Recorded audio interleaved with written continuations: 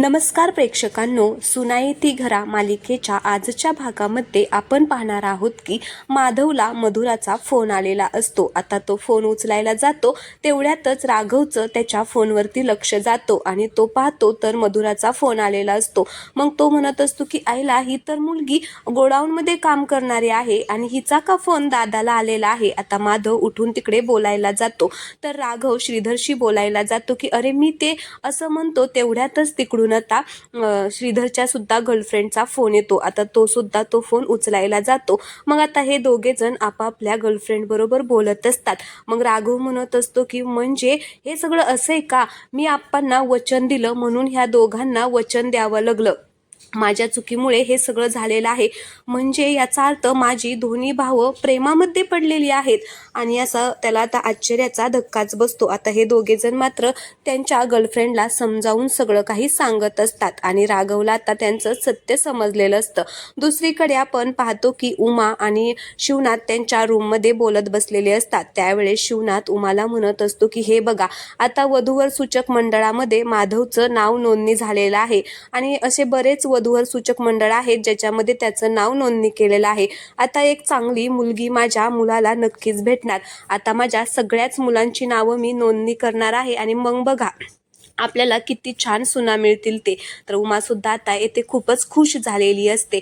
तर दुसरीकडे आपण पाहतो की माधव आणि श्रीधर आता त्यांच्या गर्लफ्रेंडला समजावून सांगत असतात. त्यावेळेस आता राघव म्हणतो की नाही, माझ्यामुळे माझ्या दोन भावांचं प्रेम पणाला लागलेलं आहे. मला आता काहीतरी करावंच लागेल, पण तुम्ही काळजी करू नका. हा छोटा भाऊ आज तुम्हाला वचन देतो की तुमचं प्रेम तुम्हाला मिळवूनच देणार. ह्या छोट्या भावाकडून दोन मोठ्या भावांना वचन आहे. असं म्हणून आता तो मनामध्येच ठरवतो की असं काहीतरी करूया की या दोघांचं प्रेम आता त्यांना मिळेल. तर दुसरीकडे श्रीनाथ उमाला म्हणत असतो की आता तुम्ही बघाच त्या पद्माचा माज मी कसा उतरवतोय ते. नाही तिच्या नाकावरती टिचून तिनेही सुना चांगल्या घरातल्या आणल्या ना तर नाव शिवनाथ लावणार नाही. असं म्हणून आता तो खूपच पद्माला बोलत असतो. उमाला मात्र इकडे आता खूप टेन्शन आलेलं असतं की आता कसं होणार आणि कसं नाही ते. तर इकडे दुसरीकडे माधव आणि श्रीधर झोपलेले असतात.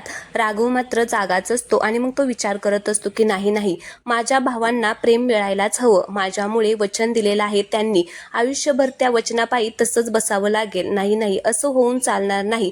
राघव काहीतरी कर असा तो विचार करतो आणि मग त्या दोघांना उठवतो. ए दादा उठ, श्रीधर उठ असं त्या दोघांना उठवत असतो. त्यावेळेस आता ते दोघे जण उठतात. मग माधव म्हणत असतो की काय रे तुझं काय चाललंय, इथं एकतर झोप लागत नाही आणि तुझं काय चाललेलं आहे. तर राघव म्हणतो की अरे इथं माझी झोप उडालेली आहे आणि तुम्ही बरे झोपलाय, बरे तुम्हाला झोप लागते. काय रे, तुम्ही मला आधीच का सांगितलं नाही की तुमचं प्रेम प्रकरण आहे म्हणून.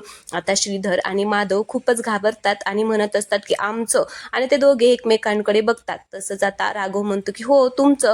मग आता श्रीधर म्हणतो की दादा तुझं पण प्रेम आहे का. तर माधव म्हणतो की तुझं पण आहे का. आता ते दोघेही खूपच घाबरतात. त्यावेळेस माधव म्हणत असतो की काय रे, आणि तुला का सांगणार होतो. तर श्रीधर पण म्हणतो की आणि तुला का सांगायचं. त्यावेळेस राघव म्हणतो की अरे ठीक आहे, मला नाही सांगितलं, पण आप्पांना तरी सांगायचं ना, का नाही सांगितलं त्यावेळेस आप्पांना. तर माधव म्हणतो की वा वा वा वा, म्हणे आप्पांना तरी सांगायचं की ते काय झाडावरून आंबा तोडून खाण्यासारखी सोपी गोष्ट आहे का. मग श्रीधर म्हणतो की अरे दादा, याला ना सगळं काही सोपंच वाटतं, परिणाम काय होईल याचा विचार कधीच हा करत नाही. तर माधव म्हणतो की अरे त्यावेळेस जर आप्पांना कळालं असतं तर आमची वाट लागली असती. आणि हे काय बरं दिसतंय वय, वर तोंड करून आप्पांना सांगायचं आप्पा आम्ही वचन देऊ शकत नाही कारण आम्ही प्रेमामध्ये आहे म्हणून. आता तूच सांग बरं, दिसतंय का हे बरोबर. तर इकडे श्रीधर म्हणतो की आधीच याच्यामुळे टेन्शनमध्ये होते, आपण जर काही बोललो असतं ना तर झालंच असतं मग कल्याणच. तर आता माधव म्हणतो की तुला कोणी सांगितलं होतं रे, जरा तरी विचार करत जा ना. श्रीधर म्हणतो की अरे विचार, हा विचार कधीच करत नाही, करतो का विचार, मनामध्ये आलं की बोलून टाकायचं. तर माधव म्हणतो की हा ना, आता तू काहीच बोलू नको, तुझ्यामुळे सगळं काही झालेलं आहे. मग राघव म्हणतो की अरे बास, जरा हळू बोला, जरा दमानं घ्या. हे बघा, जे झालं ते सोडून द्या, नवीन सकाळ नवीन सुरुवात. माझ्याकडे ना एक छान आयडिया आहे, सांगू का. आता हे दोघे जण एकमेकांकडे बघतात आणि म्हणत असतात की हा बोल. बोल, काय आयडिया आहे ते बोल. त्यावेळेस राघव म्हणतो की प्लॅन असा आहे की उद्या सकाळच्याला तुम्ही दोघांनी मिळून आप्पांशी बोलायचं. त्यावेळेस श्रीधर म्हणतो की अरे डोक्यावरती पडलाय का, डोक्यात तुझ्या बिघाड झालाय का, अरे आम्ही बोललो तर आप्पांना वाटेल की वचन मोडलं म्हणून. शक्य नाही, शक्य नाही, आम्ही बोलणार नाही. दोघेही आता म्हणतात की आम्ही बोलणार नाही असं म्हणून दोघेही आता झोपून घेतात आणि म्हणत असतात की तू पण झोप आणि आम्हालाही शांत झोपू दे. राघव मात्र आता त्याच्या बेडवरती जातो आणि म्हणत असतो की अरे बोला रे बोला भावांनो, आता अजून किती समजावू तुम्हाला, बोलल्यावरती प्रश्न सुटतात आणि ते तर फक्त प्रेमाचीच कबुली द्यायची आहे. होईल ते बघूया आपण नंतर, असा आता तो स्वतःच मनामध्ये विचार करत असतो. दुसऱ्या दिवशी सकाळी आपण पाहतो की इकडे अनु आता रोशन बरोबर बोलत असते आणि बोलून झाल्यानंतर पुढे बघते तर तिकडे तिला राघव तोंड धुवत असतो ते दिसतं. मग आता राघवला पण इकडे आता अनु दिसते. एकमेकांकडे ते दोघेही बघतात.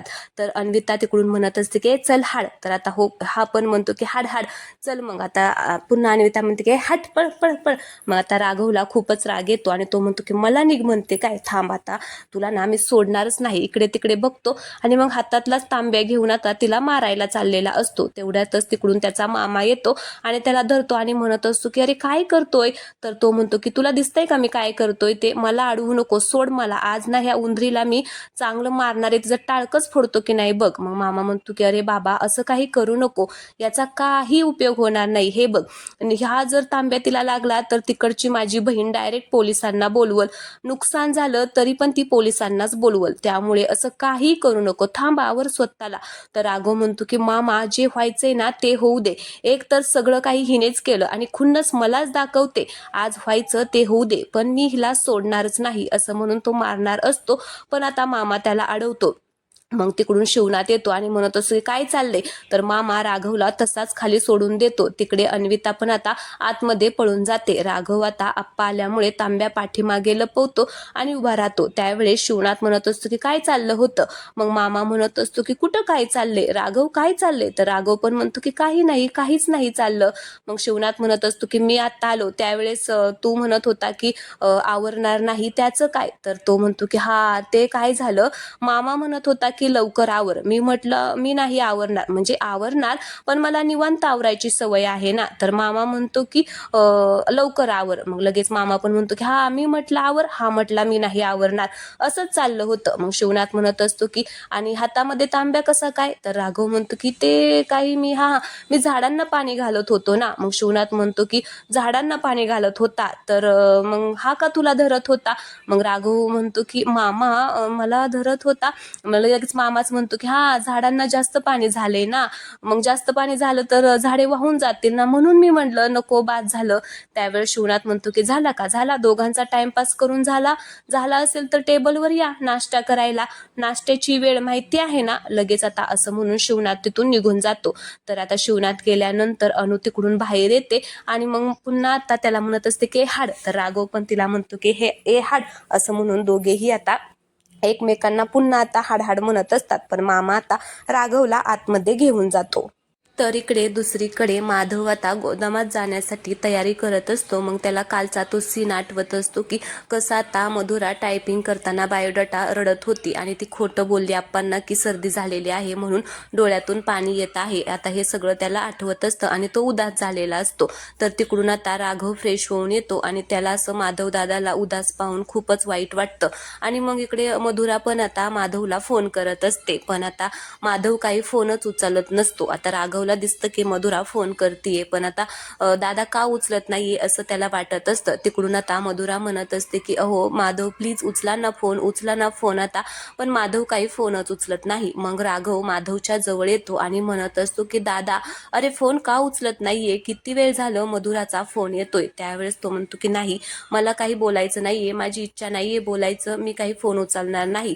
त्यावेळेस राघव म्हणतो की अरे असं काय करतोय, बोल एकदा तिच्याशी, नक्की तिचं म्हणणं काय आहे ते तरी ऐक. पण माधव काही फोनच उचलत नाही. मग राघव आता तिकडे जातो आणि दरवाजा लावून येतो, जेणेकरून आता कोणी ऐकू नये म्हणून तो दरवाजा लावून येतो आणि फोन उचलून आता स्पीकरवरती टाकतो. त्यावेळेस तिकडून आता मधुरा म्हणत असते की अहो माधव असं काय करताय, किती वेळ झालं मी तुम्हाला फोन लावतीये, माझा फोन का उचलत नाहीये. तर इकडे माधव काहीच बोलत नाही, तो एकदम शांतच उभा राहिलेला असतो.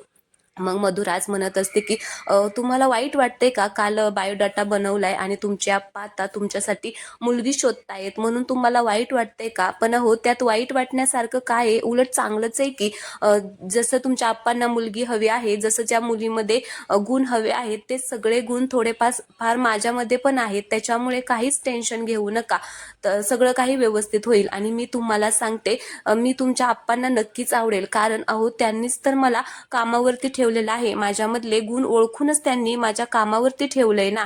तर इकडून माधव म्हणतो की तसं नाही अहो, हे खूप वेगळं आहे. तर ती म्हणते की अहो काय वेगळे, काहीच टेन्शन घेऊ नका, तुमच्या आप्पांना मी नक्कीच आवडेल, तुम्ही सांगा ना आपल्या दोघांबद्दल, आपलं प्रेम आहे ना एकमेकांवरती. त्यावेळेस माधव म्हणत असतो की मधुरा समजून घ्या, तसं नाहीये अहो, प्रेम आहे पण नाही आपलं लग्न होऊ शकत, आपण एकत्र नाही येऊ शकत. त्यावेळेस मधुरा म्हणते की अहो पण असं काय झालंय, बोला तरी, तुम्ही असं शांत का बसलाय, नक्की काय झालंय ते सांगा. त्यावेळेस तो म्हणतो की अहो मी आप्पांना वचन दिलेलं आहे की लव्ह मॅरेज करणार नाही, म्हणजे प्रेमात पडून लग्न करणार नाही असं वचन दिलेलं आहे, आणि एकदा आप्पांना वचन दिले म्हटल्यावर ते आता मी नाही लग्न करू शकत. त्यावेळेस इकडे मधुरा म्हणत असते की काय, तुम्ही आप्पांना असं वचन दिले, मग माझ्या प्रेमाचं काय, म्हणजे तुम्ही माझ्यावरती प्रेम नाही करत का, आपल्या प्रेमाच्या वचनाचं काय? त्यावेळेस तो म्हणतो की अहो असं काय बोलताय, मी करतो प्रेम तुमच्यावरती, पण आता नाही आपण एकत्र येऊ शकत, मी आप्पांना वचन दिले आणि आप्पांना वचन दिले ते माझ्यासाठी खूप महत्वाचे. त्यावेळेस मधुरा म्हणते की मग माझ्या वचनाचं काय, मग का केलं माझ्यावरती प्रेम, का हे प्रेमाचं नाटक केलं, का पडला माझ्या प्रेमामध्ये?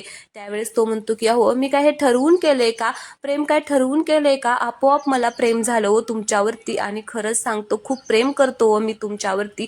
त्यावेळेस मधुरा म्हणते की मग मग आता मी काय करायचं, ते सगळं आपण दोघे एकमेकांना किती वेळ बघत बसायचो, तुमच्यासाठी मी डब्बा आणायची, तुम्ही फाईलमधून मला चाफ्याची फुलं द्यायचा, ते सगळं मी कसं विसरू?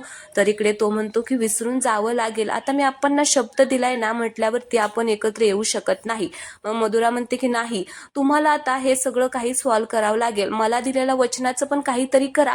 अहो मी किती प्रेम करते तुमच्यावर, मी नाही विसरू शकत, आणि तुम्ही मला कसं काय विसरू शकता, सांगा ना, एवढं कमकुवत आपलं प्रेम आहे का, बोला ना. आता माधवकडे बोलण्यासाठी शब्दच नसतात, म्हणून तो म्हणतो की काय बोलू मी, मला कळत नाहीये, फक्त मी एवढंच सांगतो की आता आपण एकत्र येणार नाही, आणि मी प्रेम करून लग्न करतोय हे सुद्धा आप्पांना सांगणार नाही, आपण एकत्र येऊ शकत नाही. मग तिकडे मधुरा पण खूपच चिडते आणि म्हणत असते की नाही नाही, असं होऊ शकत नाही, असं काय करताय तुम्ही, आप्पांशी बोला ना, एकदा आप्पांना समजावून सांगा, अहो मी नक्की आवडेल त्यांना, त्यांनीच मला कामावरती ठेवले, प्लीज एकदा बोला. तर माधव म्हणतो की नाही, पण आता राघव म्हणतो की अरे दादा एकदा म्हण ना त्यांना, बघूया, प्रयत्न करतो असं म्हण. मग आता असं म्हटल्यामुळे माधव मग मधुराला म्हणतो की बरं ठीक आहे, मी प्रयत्न करतो आणि मग बोलतो आप्पांशी. आता माधव असं बोलल्यामुळे इकडे मधुराला थोडंसं छान वाटतं आणि ती म्हणते की हा नक्की आप्पांबरोबर बोला, ठेवते मी. मग इकडे माधवच आता फोन कट करतो आणि फोन कट करून आता तिकडे खिडकीच्या जवळ जाऊन रडायलाच लागतो. त्यावेळेस राघव त्याच्या जवळ जातो आणि म्हणत असतो की दादा अरे असा काय रडतोय, एकदा बोल ना आप्पांना. त्यावेळेस माधव म्हणतो की राघव तुला कळत नाहीये, अरे मी कसा बोलू आप्पांना, मी नाही काही बोलू शकत आप्पांना, आता एकदा वचन दिले तर झालं. त्यावेळेस राघव त्याला समजावून सांगत असतो की अरे दादा तू सगळ्यांचा लाडका आहे, आप्पांचा तू सगळ्यात लाडका आहे, आप्पा नक्की तुझं ऐकतील आणि नक्की ते तुला मधुराबरोबर लग्न करण्यासाठी परमिशन देतील, कारण आप्पांना माहिती आहे मधुरा कशी आहे ते, ती आप्पांच्या समोरच डोळ्यासमोरच असते, त्याच्यामुळे आप्पा नाही म्हणणार नाहीत. एक काम कर तू प्लीज आप्पांशी बोल. आता माधव नाही म्हणत असतो, पण राघव म्हणतो की नाही नाही असं चालणार नाही, चल तू आत्ताच्या आत्ता आप्पांशी बोल, चल लवकर, असं म्हणून आता तो माधवला वळतच आता बाहेर घेऊन जातो. तर आजचा भाग येथे संपलेला आहे. पुढील भागामध्ये आपण पाहतो की सगळी पोरं आता खाली मान घालून बसलेली असतात. तर शिवनाथ म्हणत असतो की अरे पोरांनो काय झालं, अशा का माना खाली घालून बसलेला आहे? तर सगळी म्हणत असतात की काही नाही आप्पा, असंच. मग माधव म्हणत असतो की बरं आलं माझ्या लक्षात, आता थोड्या वेळासाठी मी तुमचा बाप आहे, मी तुमचा आप्पा आहे हे विसरून जावा आणि मित्रासारखा आता माझ्याबरोबर बोला आणि तुमच्या मनामध्ये जे काही प्रश्न आहेत, जे काही तुम्हाला बोलायचं आहे ते सगळं सांगा. आता चला प्रेक्षकांनो, त्यांची पोरं आता मनमोकळेपणाने आप्पाला सांगतील काही, ते पण लपवतील, हे पाहणं खूप इंटरेस्टिंग असणार आहे. त्यामुळे प्लीज तुम्ही चॅनलला कनेक्ट राहा. धन्यवाद.